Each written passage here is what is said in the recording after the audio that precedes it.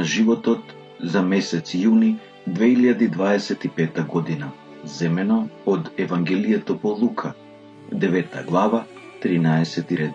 И тоа гласи: Дајте им вие да јадат. Се наоѓаме на осамено место близу Висаида во Галилеја. Исус му зборува на големно мноштво за Божето царство. Учителот отишол таму со апостолите како би се одмориле, откако долго време проповедале низ околните краишта, повикувајќи на покаяние, носејќи ја радосната вест и лекувајќи насекаде. Уморни, но со исполнети срца, раскажувале што се доживеале. Кога луѓето дознале каде се, мноштво тргнало по нив. Исус ги примал сите, ги слушал, им зборувал и ги лекувал. Мноштвото станувало се поголемо. Се приближувала вечерта и луѓето почнале да чувствуваат глад. Апостолите се загрижиле и му предложиле на учителот разумно и реално решение. Испрати ги луѓето, нека одат по околните села да најдат сместување и храна. Помеѓу другото, Исус и така веќе многу направил, но тој им одговорил: Дајте им вие да јадат.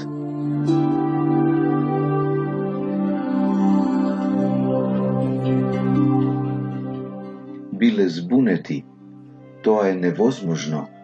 Имаат само 5 лебови и 2 риби за неколку илјади луѓе. Во малата Висаида не можело да се најде ни основното, а и немале пари за тоа. Исус сакал да им ги отвори очите. Неговото срце се трогнува од потребите и проблемите на луѓето, и тој се труди да најде решение. Почнувајќи од реалната состојба, тој го вреднува тоа што го имаат. Вистина е, имаат малку, но тој ги повикува на мисија, да бидат алатки на Божјата милост, Бог кој се грижи за своите деца. Отецот интервенира, но сепак потребни му се. За чудо потребна е нашата иницијатива и нашата вера, а потоа таа самата ќе расте. Дајте им вие да јадат.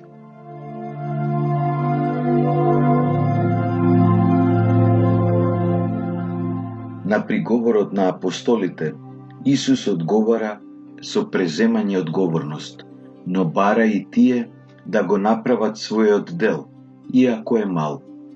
Тој тоа не го потценува. Исус не го решава проблемот наместо нив. Чудото се случува, но бара нивно учество со се што имаат и што можат да обезбедат, ставено на располагање за сите преку Исуса. Тоа подразбира жртва и доверба во него. Учителот тргнува од она што ни се случува, за да не научи да се грижиме едни за други. Кога ќе се соочиме со потребите на другите, нема изговор: тоа не е наша задача, не можам ништо да направам, нека се снајдат како и сите ние. Во општеството, како што Бог го замислил, блажени се оние кои ги хранат гладните, кои ги облекуваат сиромашните, кои ги посетуваат потребните. Дајте им вие да јадат.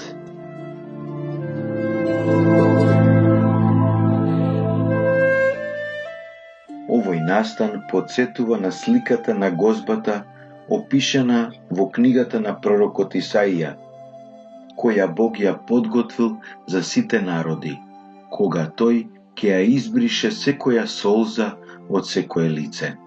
Исус ги седнува луѓето во групи по 50, како во важни прилики. Синот се однесува како татко и со тоа се истакнува неговото божество. Тој самиот ќе даде се, до таму што ќе се даде себе си за храна, во Евхаристијата, новата гозба на споделувањето.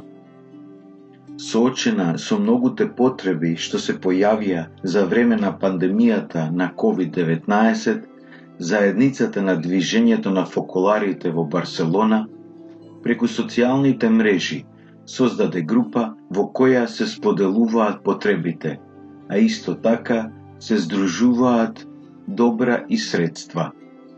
Задивувачки е да се види како циркулираат мебел, храна, лекови, апарати за домаќинство.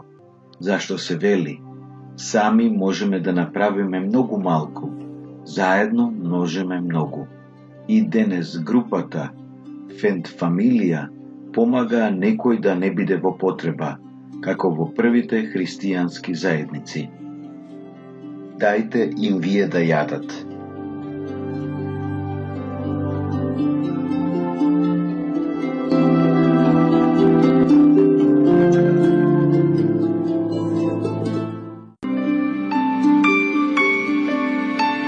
Словото го подготвиле Силвано Малини и тимот на Слово на животот.